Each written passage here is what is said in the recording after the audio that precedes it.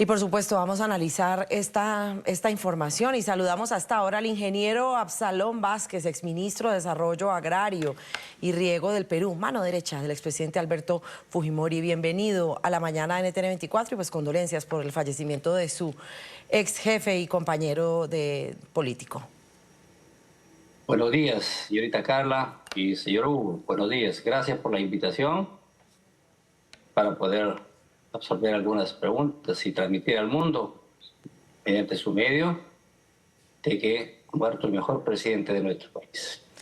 Ingeniero, a propósito de eso, muy controversial porque fue una persona que generó odios y amores, pasiones, a favor, en contra. Tiene muchos seguidores que defienden su trabajo como presidente, por lo que hizo en el Perú con la economía, con el tema de su papel luchando contra Sendero Luminoso, etcétera. Pero por el otro lado también las condenas por violaciones de derechos humanos, masacres, etcétera.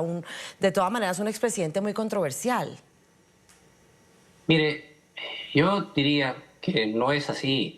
Lo que pasa es que ha habido toda una arremetida de los grupos, tanto económicos, poder, que han financiado prensa, y grupos externos también, con algunas ONGs con recursos económicos para distorsionar la verdad. Acá el Perú, el año 90, en julio del año 90, cuando él asume la presidencia, ya el país estaba a las 2/3 tomadas y declaradas como zonas liberadas por el terrorismo, el Sendero Luminoso y el movimiento RTA. Eran dos narcoterroristas, dos movimientos narcoterroristas.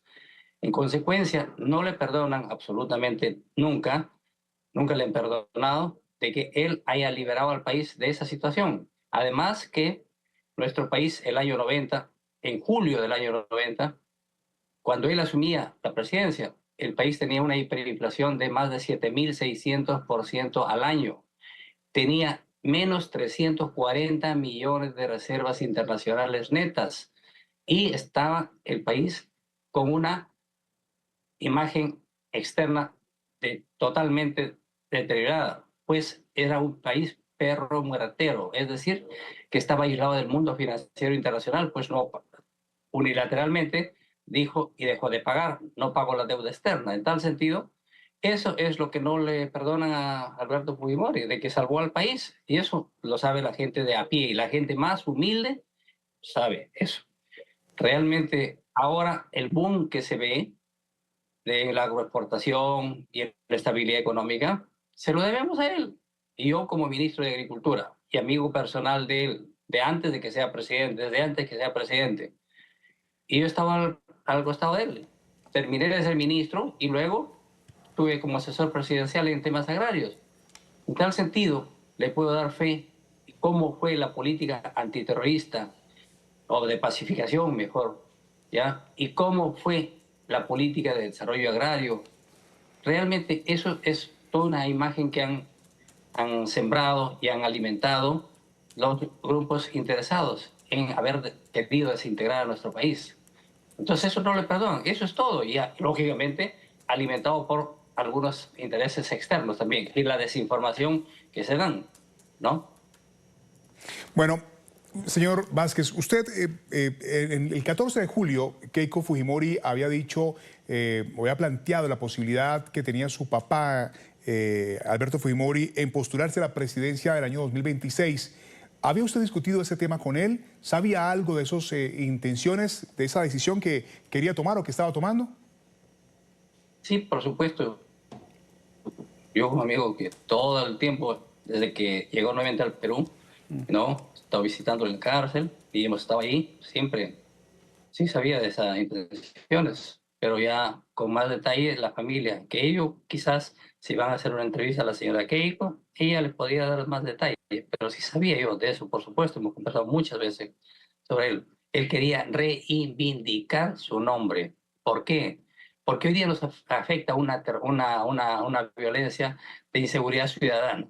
Con todo este más de cerca de 2 millones de personas que han venido, hermanos venezolanos que han venido a nuestro país, corridos por toda esa esa monstruosidad de gobierno que hay en Venezuela, ¿no? Realmente es inconcebible. Y quizás venga otra oleada más. Ahora también se habla de una oleada de bolivianos, hermanos bolivianos, por esa, discúlpeme la palabra, por esa porquería de socialismo del siglo XXI.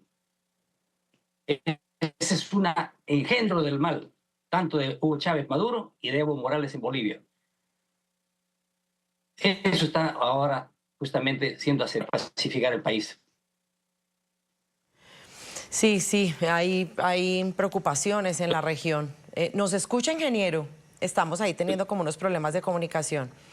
Sí, Hugo, pues es que es clave hablar con el ingeniero Absalón Vázquez porque nos acaba incluso de reiterar que era amigo personal del expresidente Alberto Fujimori, que trabajó con él, por supuesto, en parte de su gobierno. Recordemos que Fujimori gobernó por 10 años el Perú y además de eso siguió asesorándolo también después en temas en la presidencia. Es decir, ha sido una persona que dice que conoce todo el proceso, que lo visitaba incluso en la cárcel y eso que referenciabas, Hugo, de la pregunta sobre su intención de aspirar a la presidencia, que sorprendió mucho en medio de sus condiciones de salud, pues nos dice el ingeniero que sí, que quería reivindicar su nombre y ya recuperamos la comunicación. Ingeniero, continúe con la respuesta que nos estaba dando porque estaba diciendo algo clave.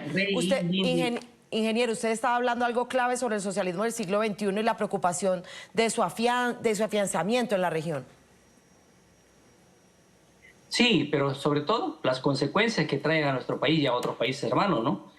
Acá en nuestro país hay cerca de 2 millones de hermanos venezolanos corridos por el hambre y la irresponsabilidad del representante de esa porquería del socialismo del siglo XXI que gobierna Venezuela.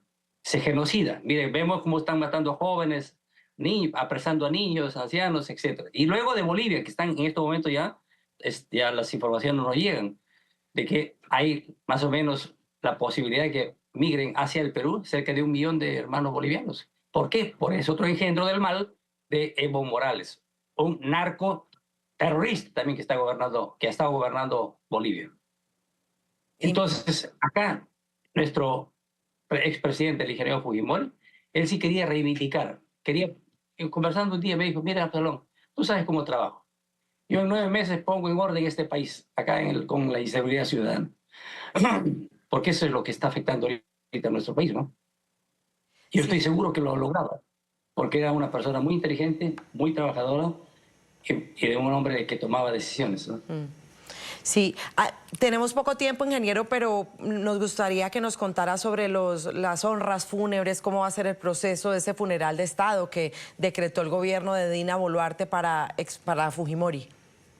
Mire, eso ya lo mencionó las noticias y también la señora Keiko, con quien anoche estuvimos, y yo estuve muy feliz porque hay una reunión familiar, estaban todos hasta casi medianoche, ya preparando el cuerpo para ponerlo en la caja, en la funeraria, ahí en la misma casa, y de ahí, hoy día en la mañana va a salir a mediodía al Museo de la Nación, donde se va a velar por 2 días, hasta el día sábado a las 12 del día.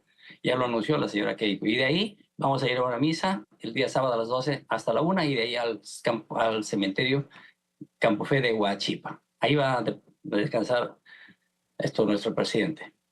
Bueno, pues, ese es más o menos ahí que hay.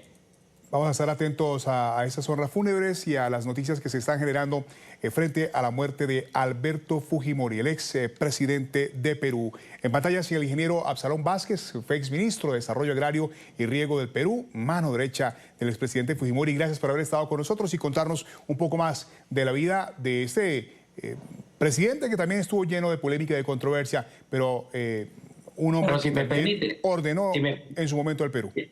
Si me permite, mire, nunca fue política de Estado matar a alguien. Y la mejor muestra es que el señor Abimael, el líder de toda esta masacre, barbarie que cometieron en nuestro país, se lo capturó y se lo puso en la cárcel.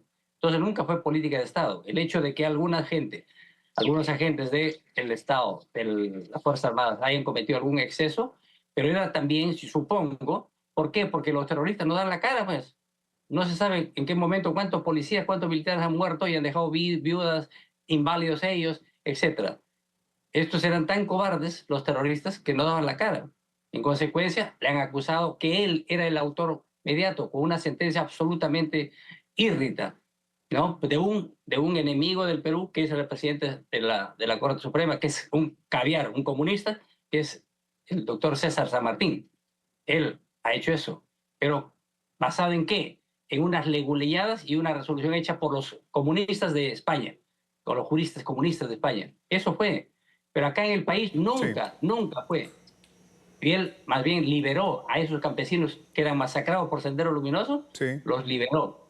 Y a los terroristas se les respetó su derecho, porque finalmente hay que respetar los derechos.